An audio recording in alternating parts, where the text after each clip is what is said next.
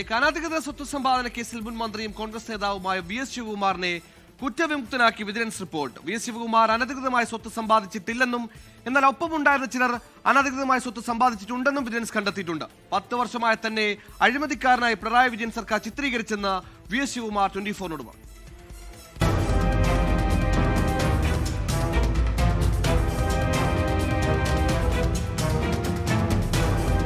ഉമ്മൻചാണ്ടി സർക്കാരിൽ ആരോഗ്യമന്ത്രിയായിരുന്ന കാലത്ത് വി.എസ്. ശിവകുമാർ നേരിട്ടും ബിനാമികൾ വഴിയും വരവിൽ കവിഞ്ഞ് സ്വത്ത് സമ്പാദിച്ചെന്നായിരുന്നു കേസ്.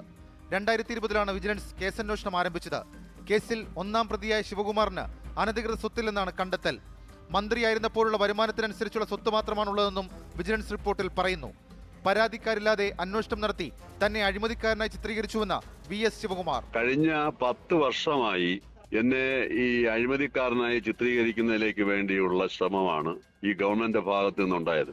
ഇപ്പൊ എന്തായാലും സത്യം തെളിഞ്ഞു.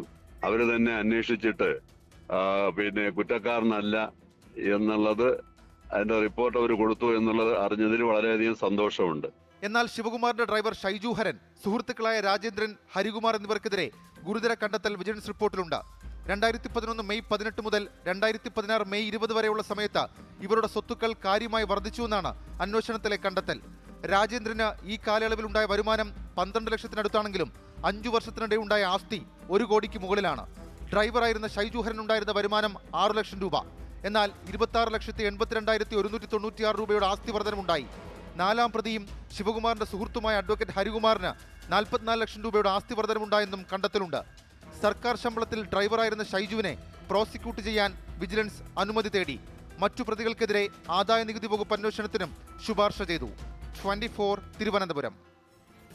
ലോകത്തെവിടെയായാലും ഏത് സമയത്തും 24 വാർത്തകളും ഓഗ്മെന്റഡ് റിയാലിറ്റി പാക്കേജുകളും എക്സ്പ്ലെയിനറുകളും വിശദമായി കാണാൻ ഞങ്ങളുടെ യൂട്യൂബ് ചാനൽ നിങ്ങൾക്ക് സബ്സ്ക്രൈബ് ചെയ്യാം.